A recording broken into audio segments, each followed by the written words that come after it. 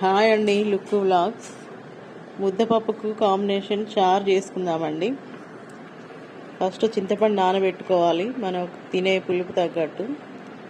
Pan పెట్టుకోవాలి, oil వేసుకోవాలి.